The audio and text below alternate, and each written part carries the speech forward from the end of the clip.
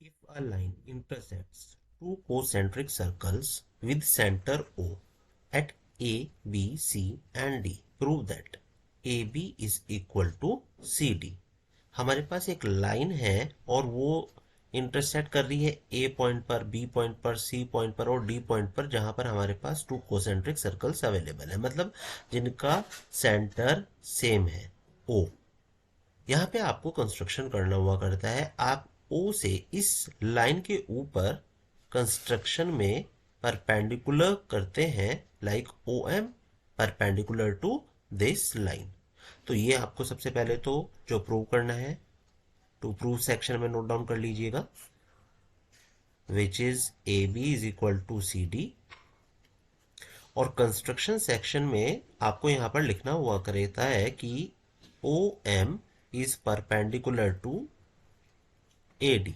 अभी आप बोल सकते हैं कि जब प्रूव करेंगे कि ओ एम अगर ये परपेंडिकुलर है इस ए डी के ऊपर, तो इस सिचुएशन में हम बोल सकते हैं कि B M is equal to C M, जिसको मैं फर्स्ट वन बोल देता हूं।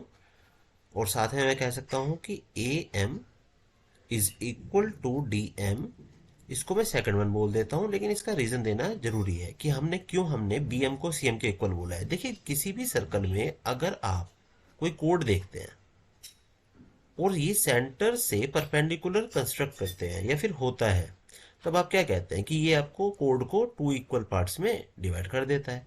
तो वही बात आपको यहाँ पर लिखनी है, ये थ्योरम में आपके पास अवेलेबल होती है। तो आप लिखते हैं कि perpendicular from the centre bisects the code.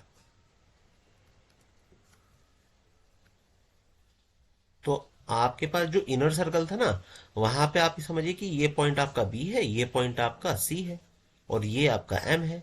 जब परपेंडिकुलर आया तो आपने कह दिया कि बी एम सी एम के इक्वल है। सेम एज अगर आप इसको बड़ा सर्कल्स के अकॉर्डिंगली देख रहे हैं, तो आप इसको ए पॉइंट और इसको डी पॉइंट कंसिडर कर लीजिए, तो ए एम और डी एम आपके इक्वल हो जाएंगे सेम रीजन की हेल्प से। वही मैंने यहाँ पर फर्स्ट वन और सेकंड वन इक्वेशन में मार्क भी किया है।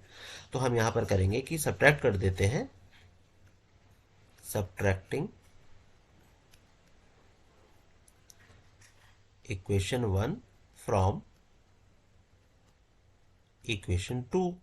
अब देखिएगा, A M minus B M is equal to D M minus C M. अब पूरे ए एम में से आपने किसको सब्ट्रैक्ट कर दिया है, इस बी एम को, तो क्या बचा है आपके पास, ओनली ए बी बचा है ना।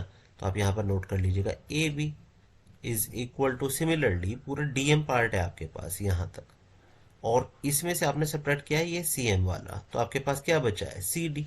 तो यहाँ पर आपने नोट कर लिया है सी डी। यही आपको प्रूव भी करना था कि A B is equal to C D होना चाहिए।